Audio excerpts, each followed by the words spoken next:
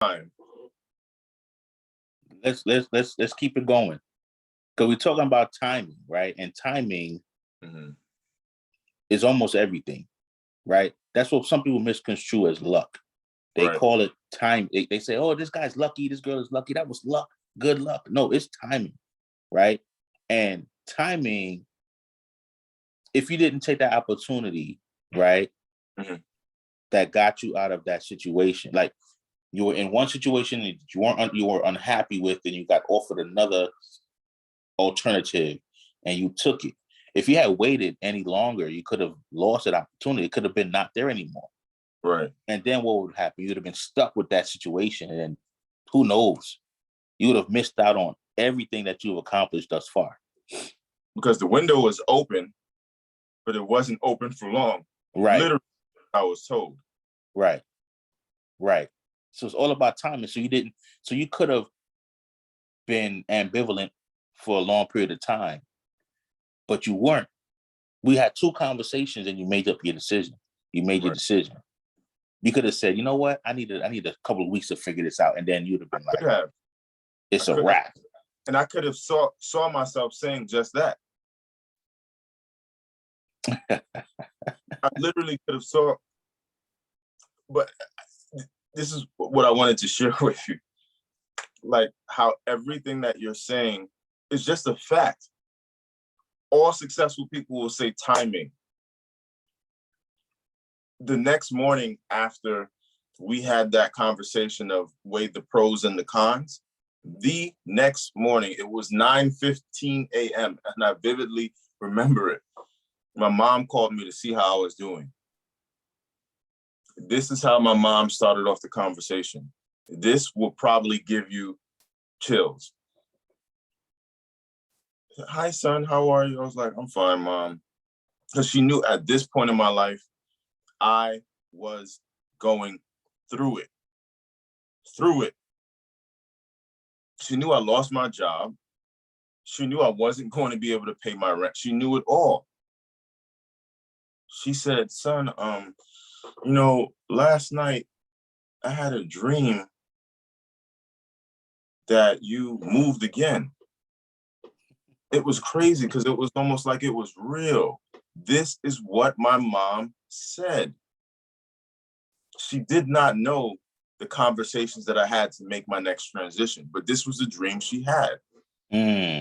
My mom dreamt the decision that I made, that I was about to make.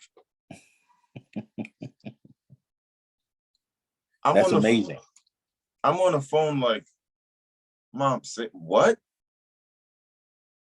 She's like, no, son, it was so real. I had a dream you moved again and things got better. Whew.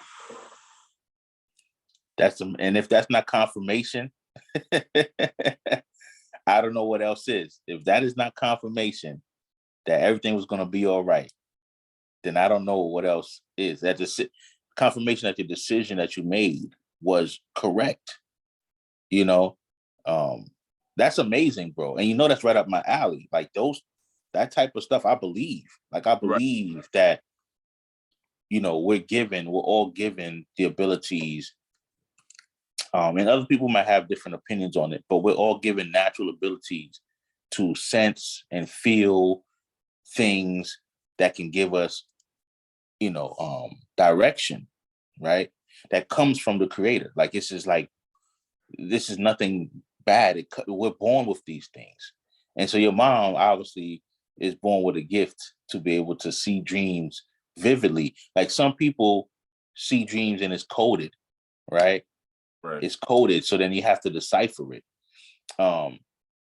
Like an example, some people see dreams and it's like, if they see the color red, they know that something good is going to happen. And that's because through time, having many dreams, every time they dream red, something good immediately happens thereafter. But your mom have to where she don't even have to even interpret the dream or decode it. She sees it for what it is. That's beautiful. That's beautiful. Like my grandmother, whenever she dreams fruit, I think this might be for a lot of people might be familiar with this. You dream fruit, someone's pregnant. And my grandmother has dreamt every child and grandchild and great-grandchild that has been born to her, right? I remember one year she was dreaming, she was eating fruit, I think she said she was sitting about a bucket of mangoes or something. And she was like, asked my mother if she was pregnant, and was like, She asked me, I'm like, I didn't get anybody pregnant. It was my sister. And then she did it again, another dream, eating fruit. She asked my sister, no, it's not my sister. It's not me. It's not my mom. It's my cousin. Then she dreamt again. She said she was dreaming now. She eating giant fruit. She said she's eating giant fruit. They're big. They're too big to be real, but in the dream, they're ginormous. Somebody's pregnant. And it happened to be, I got my daughter's mother pregnant. And so she's dreamt every child and grandchild and great-grandchild that come from her. And it's amazing. It amazes me every time. Because my mother will be like, yeah, your grandmother dreaming fruit. And so we're just waiting to see who's going to come out and say that they've either pregnant or got somebody pregnant. And so that's natural. And my grandmother's a hard-body Christian. But that's been something that's been a gift to her for as long as I can remember, my grandmother, and not just dreaming children, but other dreams too that she decodes. And she can decode people's dreams. Like if somebody has a dream, you go to her, she can decode it for you. Similar to I want to say it was it Daniel in the Bible, where he interpreted the dream for Nebuchadnezzar. You know what I mean? Where Nebuchadnezzar saw the statue, the head of gold and the legs of clay mixed with whatever, and then Daniel interpreted, or he dreamt, he saw writings on a wall, and then he went to Daniel, and Daniel interpreted what that dream was, that, his reign was coming to an end, I believe it was. And so these are natural things. So, man, it's beautiful your mom was able to give that to you, man, the very next day, because it panned out beautifully. But like you said in the beginning, timing. Yeah. Like, I literally could have seen myself going, yeah, it's been a hard year and some change. But we all know things could change in 2 weeks. I could have said that. But yeah. Literally, like you said, shortly after, I was on the plane going. Yeah. And that window obviously brought me, thankfully, to this place where, as we said previously, from our conversation, I was able to pay it forward. But I don't even, it's deeper than paying it forward. It's, again, that sincere connection and friendship. So naturally, the baton gets passed back and forth. Right. Yeah. Yeah. And it's not, and I think the paying it forward is not even a thought process. It's not even like, I'm going to pay it forward. No, it's just you gain certain insights. You gain certain, let's not even call it insight or education, right? If me and you are friends and I become a multi-millionaire, right? You don't think that I would help you become a multi-millionaire? That's just how it works. Right. That's just how it works. I forgot their names, right? But we had this conversation more than once. Look at Elon Musk, right? Elon Musk used to own eBay, right? Him and his buddies. Oh, PayPal, right? PayPal, excuse me. PayPal. There we go. I said eBay. PayPal. Sorry, they're so connected. But PayPal, right? And then him and his buddies sold PayPal.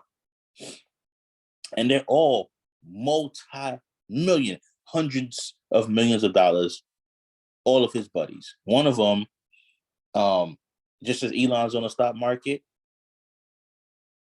at least one of them is on the stock market, right? He has a company, a publicly traded company, that's making a lot of money, got government contracts. You know what I mean? So But real friends are gonna uplift each other. Right. And so if I become a multimillionaire, you're gonna become a multimillionaire.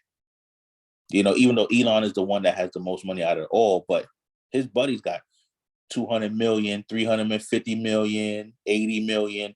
And it's not just one or two of them. It's like 5 of them, and they're all wealthy. That's what friends do, right? That's what friends do. Now they're so wealthy, they broke away and they're doing their own thing. But that's what friends do. Right. It's more than just paying it forward. It's actually just true friendship. Correct. True friendship is a reciprocal relationship. Always. It's never take. Yeah. Seems like which seems like that's not the case, but that needs to be said, and we'll leave that right there.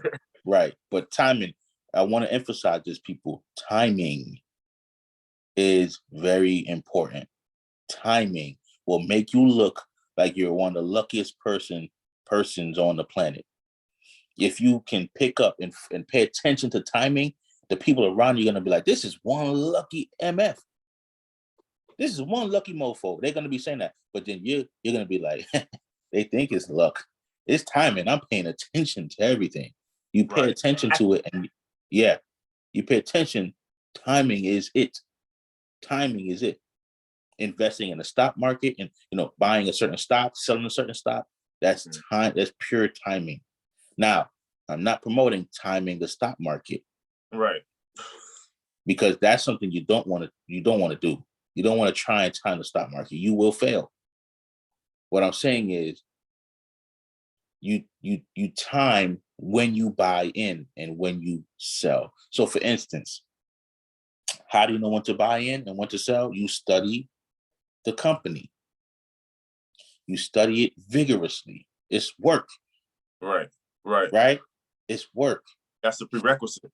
Right. So you study the company, and then if the company is undervalued, you buy it. If the company's undervalued, you buy it. It's like somebody selling the most rarest sneakers for a very low price. It's undervalued, buy it, because it's gonna go up in value. And once it goes up in value, then you can decide to sell if you want to, or keep it, or sell a little bit,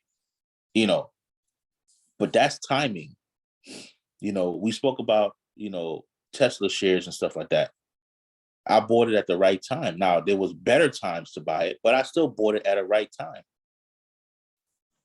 And so life is about timing. And if you miss the timing, then you squander an opportunity. And of course, that's going to happen. That's just life. You're going to miss some opportunities, but be wise.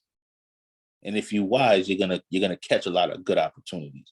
And that's in every aspect of your life, financially, romantically, educationally, right?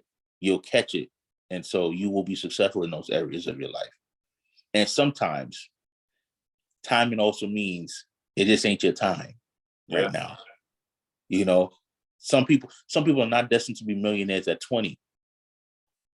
Some people are not destined to be millionaires until they're 50, until they're 40, right? That's how some people are destined to be millionaires later in life, right? Some people don't even desire to be millionaires. So success is in the eye of the beholder, right?